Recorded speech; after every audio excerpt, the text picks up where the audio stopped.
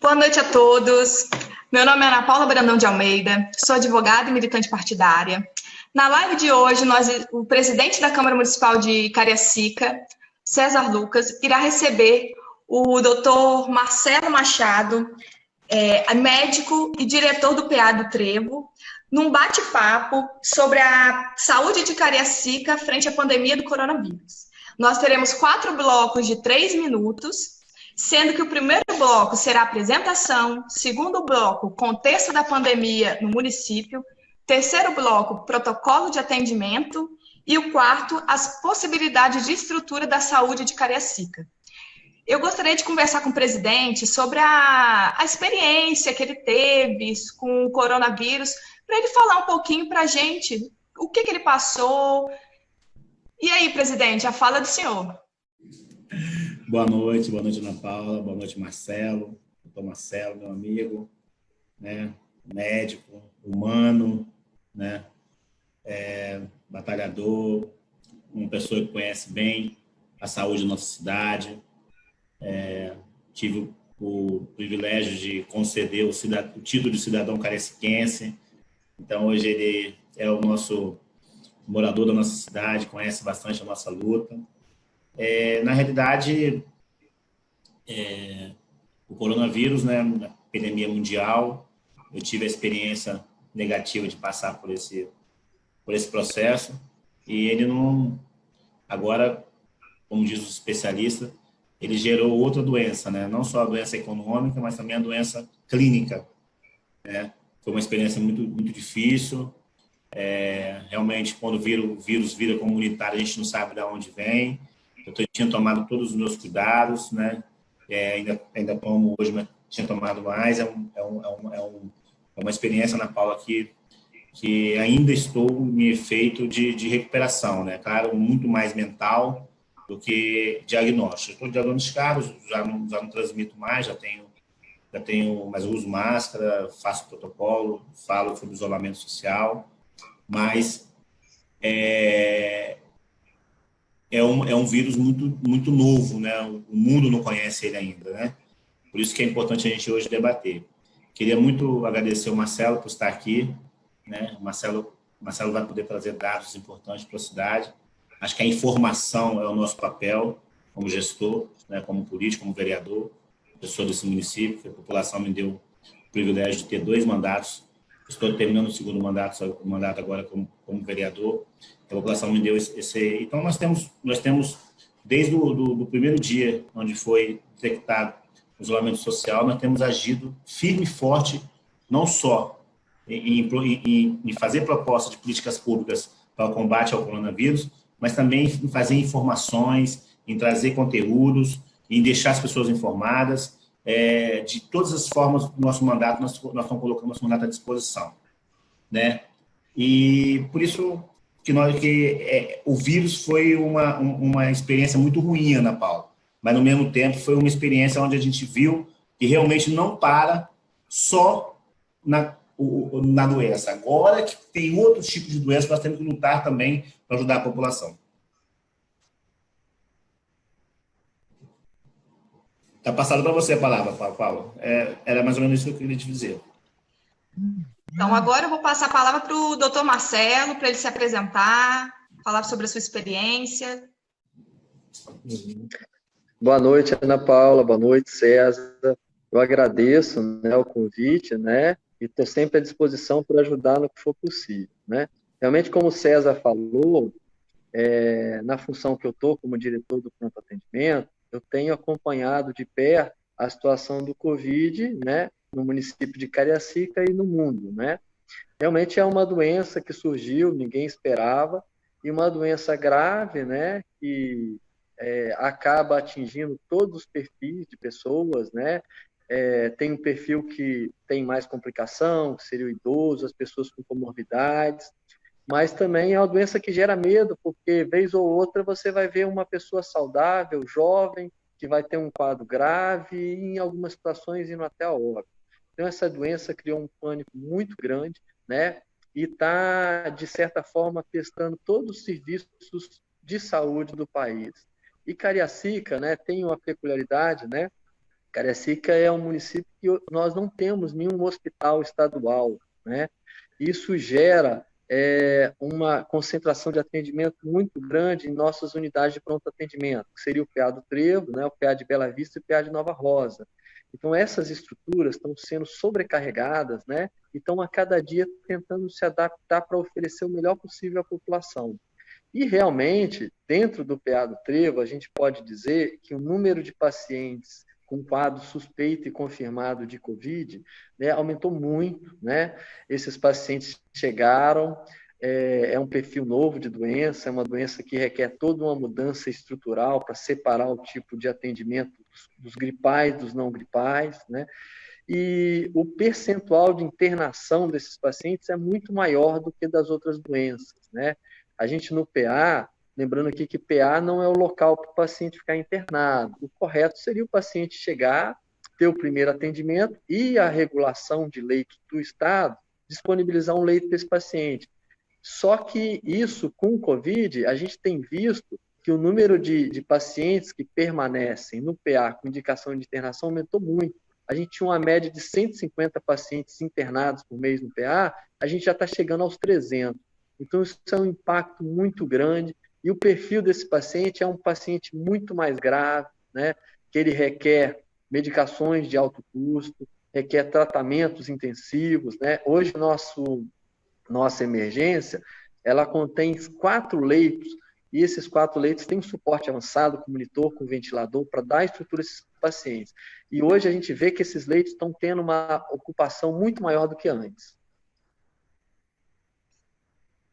E Marcelo, eu queria um pouquinho que você falasse um pouquinho de você, que as pessoas conhecessem um pouquinho do seu trabalho. Você já foi secretário de saúde aqui no município, né? Eu acompanhei no meu primeiro mandato o trabalho maravilhoso que você fez de frente à secretaria. Fala um pouquinho para a cidade conhecer um pouquinho do Marcelo, saber o que realmente o Marcelo já fez e tem feito para a cidade. Que aí a gente fica um pouquinho depois no segundo bloco, a gente vai falar um pouquinho mais sobre esses protocolos, sobre os contextos. Mas eu queria muito que a cidade conhecesse você, porque eu tenho muito orgulho, entendeu, Marcelo, do trabalho que você fez e faz à frente da cidade de Cariacica. E por isso mesmo a cidade tem que conhecer um pouco o seu trabalho, entendeu?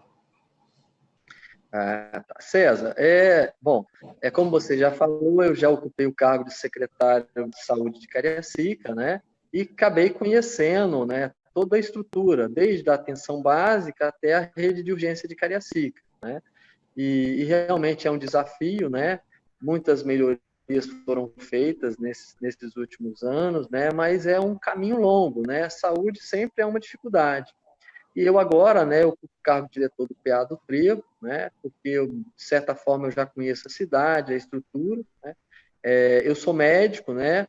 E eu sou formado, inicialmente, minha formação é de cirurgia geral, só que eu trabalho em terapia intensiva também, inclusive acompanho vários pacientes em estado grave, né, com Covid, né, então eu estou assim, vendo todos os lados, desde os quadros mais leves até aqueles quadros mais graves que necessitam de internação em UTI.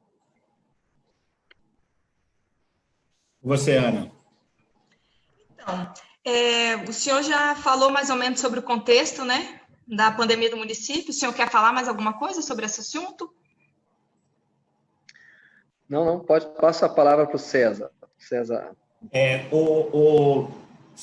Marcelo, como que está hoje a curva de contágio hoje na cidade?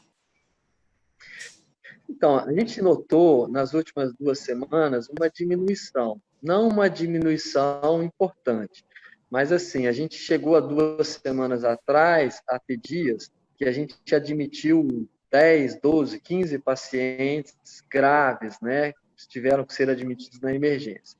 De 2 semanas para cá, o número caiu um pouco, né, mas o número não despencou ainda não. Então, a gente ainda está mantendo uma média aí de 20 pacientes em observação no PA por dia, com quadro suspeito ou confirmado de Covid, que é um número muito alto. Lembrando aqui que antes do Covid, a gente tinha uma média de 7, 8 pacientes que ficavam internados no PA. Agora, a gente já está chegando nessa média de 20 pacientes e, ocasionalmente, a gente fica até com 30 pacientes.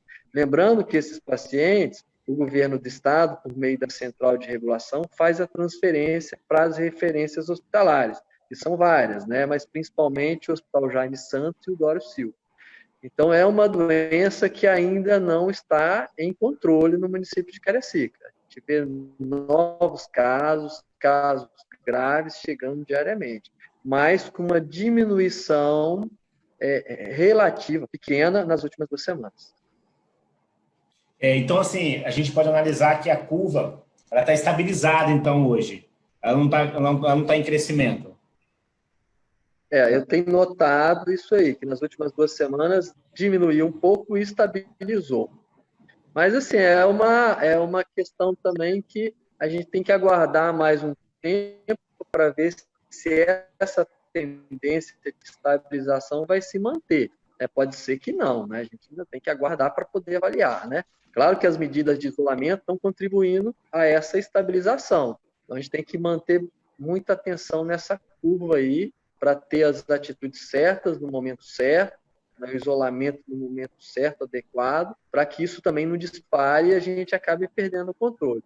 Porque hoje, assim, até dizer que, graças a Deus, a gente pode dizer que ninguém está...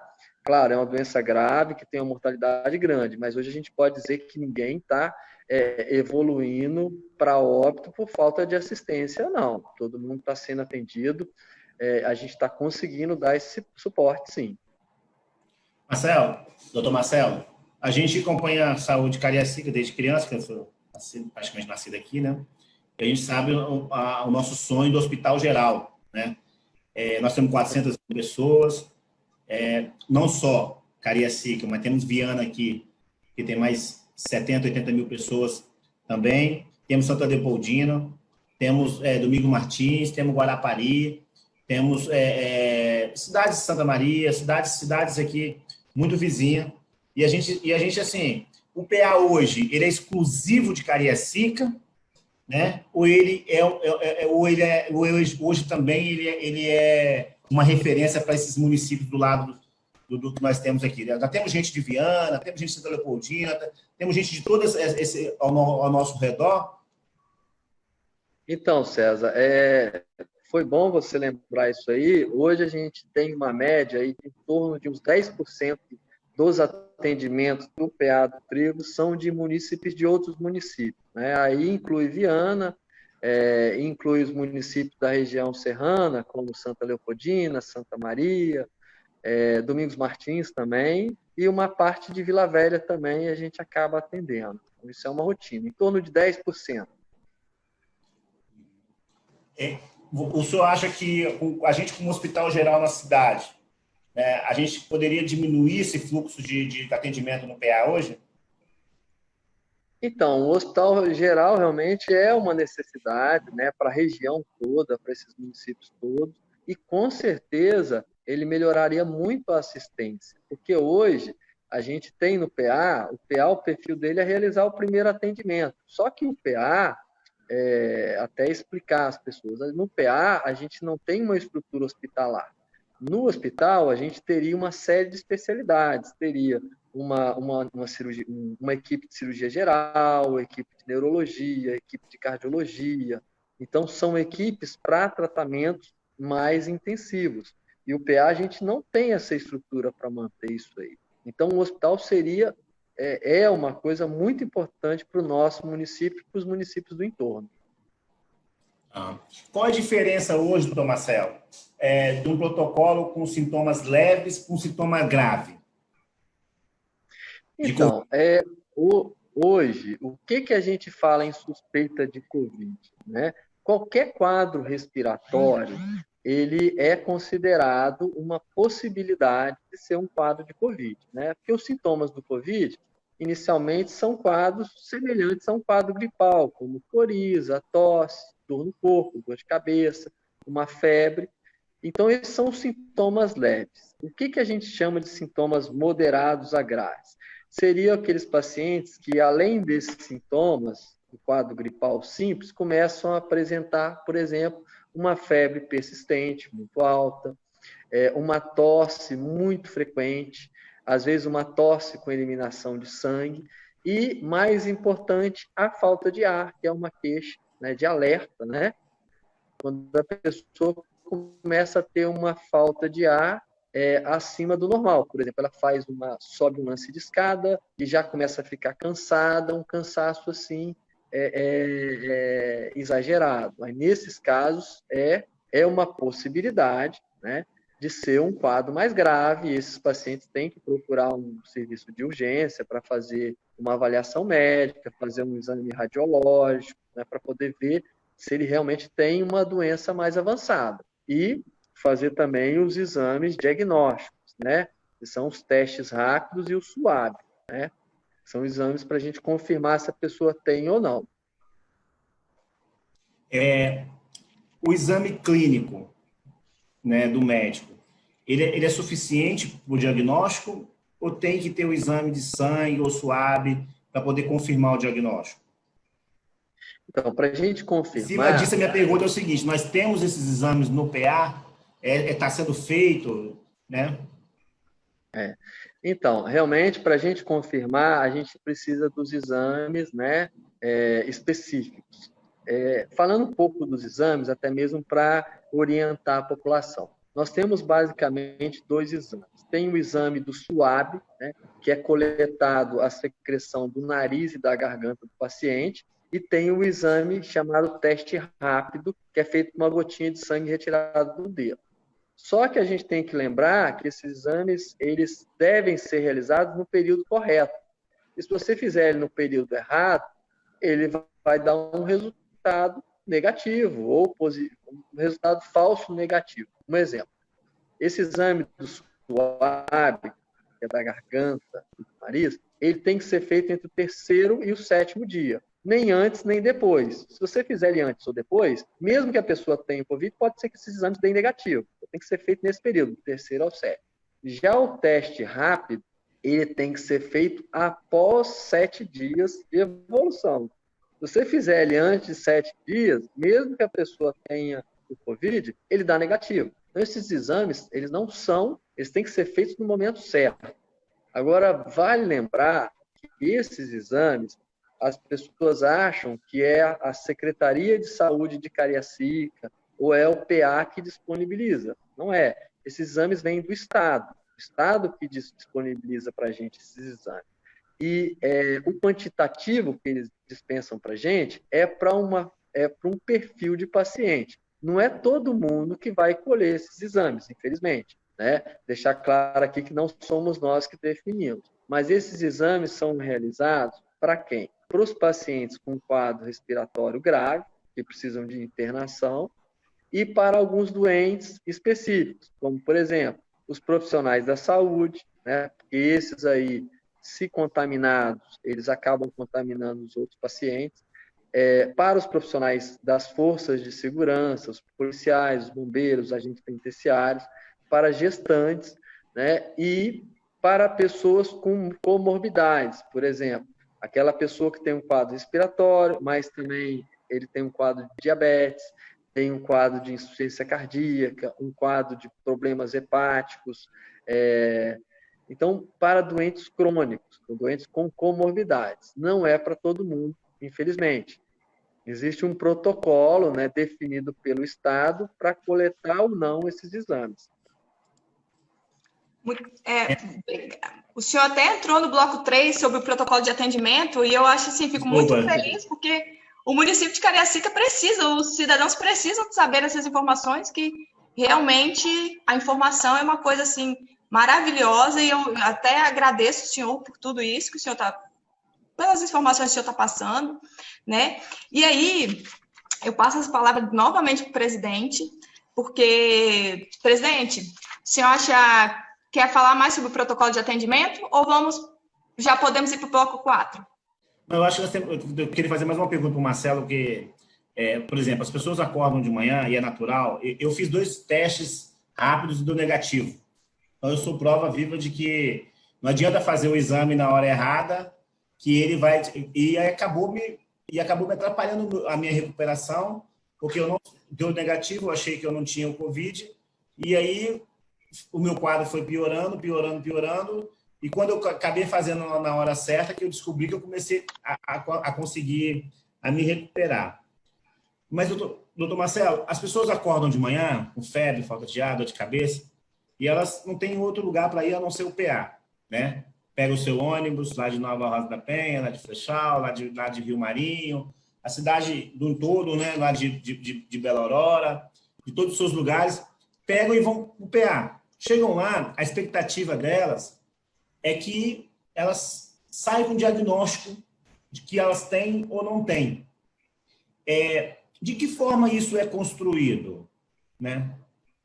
Eu entendendo que o exame não é para ser feito, mas como é que é construído esse diagnóstico para ela?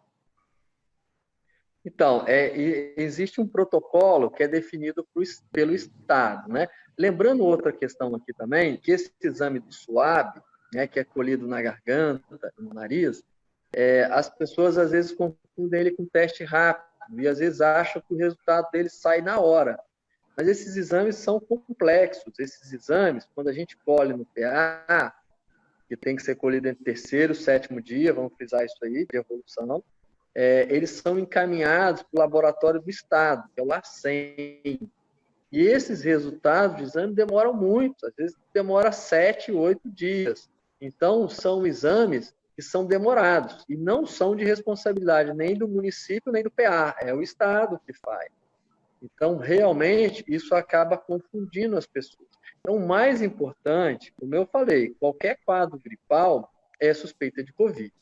E quando surgem os sintomas de gravidade, né, como eu falei, principalmente a falta de ar, esse paciente ele não tem que se preocupar com o exame. Porque, um exemplo, se ele for colher um SUAB desse e ficar pronto depois de 7 dias, na verdade, não ajudou muito a ele.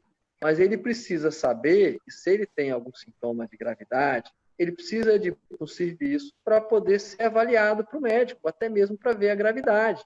E muitas vezes ele vai acabar sendo até internado e sendo transferido para uma referência hospitalar, né? Principalmente o Jaime, e lá vai dar continuidade do tratamento. Muitas vezes ele vai ficar internado 6, 7 dias sem confirmação de diagnóstico, mas já vai estar sendo tomadas medidas para que ele não tenha as complicações da doença. Porque tem muitos pacientes que estão mais preocupados em saber se ele tem ou não o Covid do que cuidar da sua própria enfermidade, né?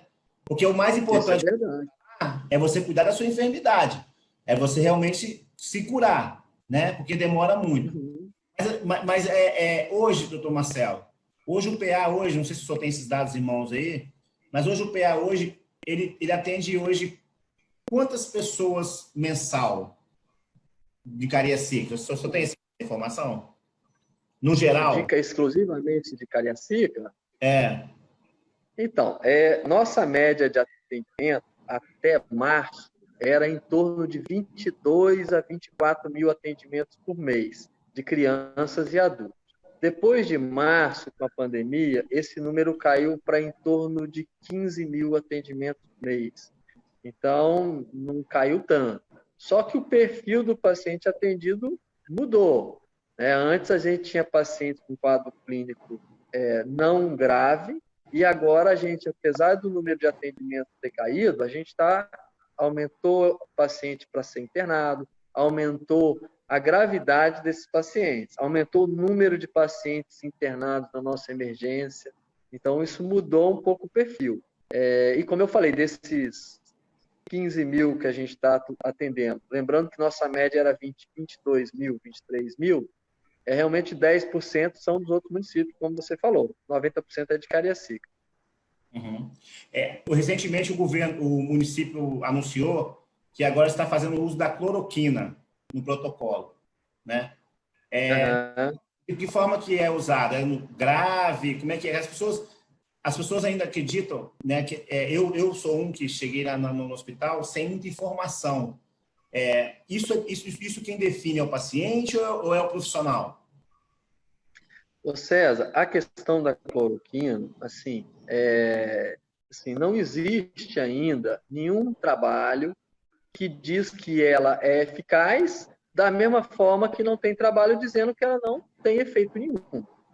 E realmente, a cloroquina, exemplificando, a cloroquina, qual o efeito dela? Em laboratório, dentro de um laboratório, as pesquisas evidenciam que a cloroquina inibe o crescimento do vírus.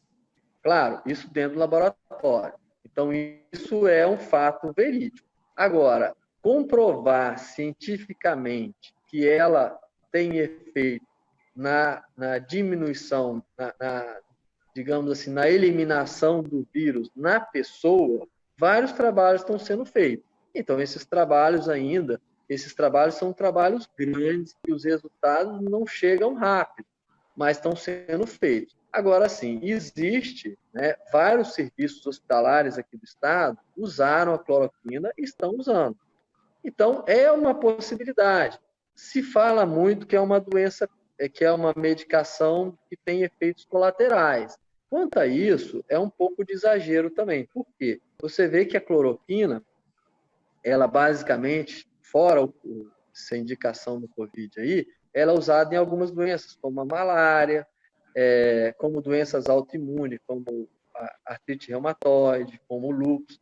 E as pessoas, às vezes, fazem uso dessa medicação durante anos e não tem nenhuma complicação. E o tempo de uso dessas medicações no Covid é um tempo muito curto. Geralmente se usa 5 dias. Então, o risco de ter complicação é pequeno.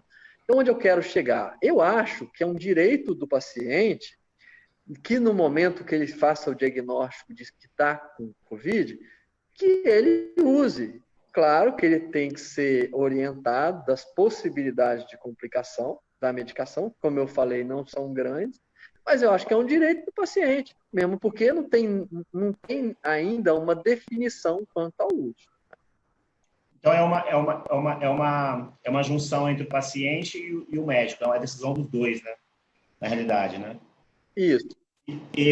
Marcelo, falando ainda nessas medicações, eu até fico um pouco emocionado quando eu falo isso, porque eu senti isso na pele, da dedicação dos profissionais da saúde, né? Eu percebi o comprometimento do técnico, da menina que ia limpar o quarto, do quem ia levar o almoço, para quem ia buscar levar a janta. A minha pergunta, como é que estão os profissionais da saúde? Eles estão bem protegidos? Eles têm IPI? Eles estão sendo bem cuidados? Porque hoje são nossos heróis, né? Eu considero, eu saí da internação, fiquei 7 dias internado. Quando eu saí de lá, o meu sentimento é de que eu tive uma equipe, né, que se dedicou o tempo todo para me salvar a minha vida, né? E na ponta o médico passava, mas a menina a técnica de enfermagem passava 4 vezes no dia comigo. O médico passava 1. Então, assim, o risco dela era muito maior do que o médico, né? Dentro daquele profissional. Como é que está sendo isso no PA?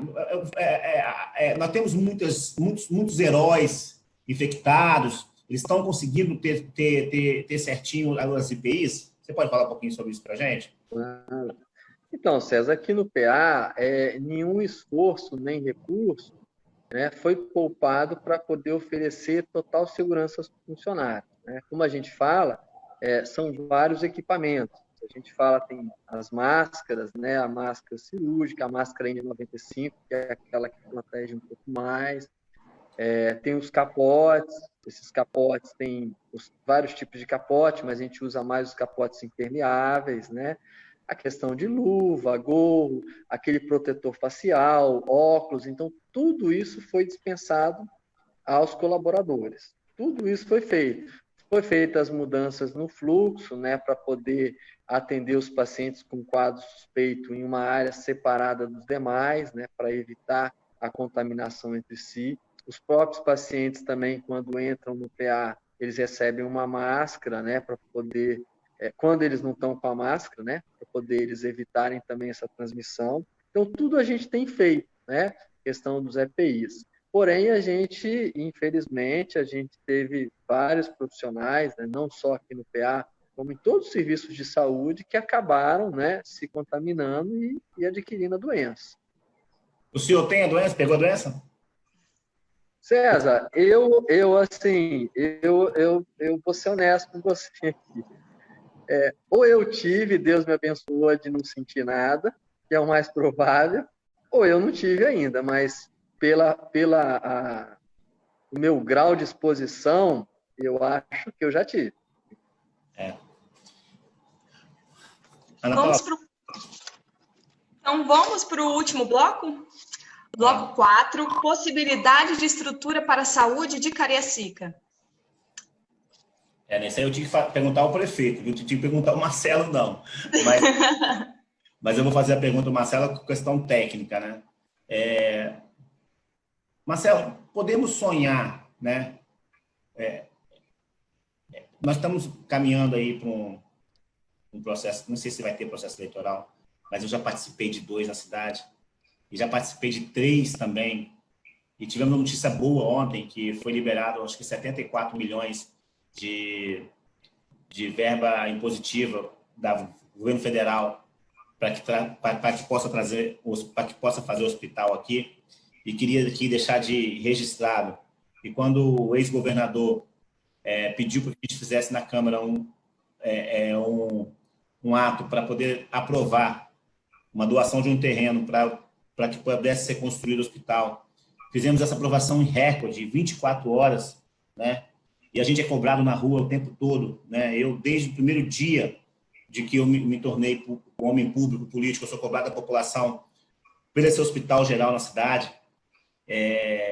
E aí a gente vai para outras esferas, né, Marcelo? Nós somos 400 mil habitantes, nós temos hoje a Grande Posto de Santana, quase 50 mil pessoas, Nova Rosa da Penha, quase 50 mil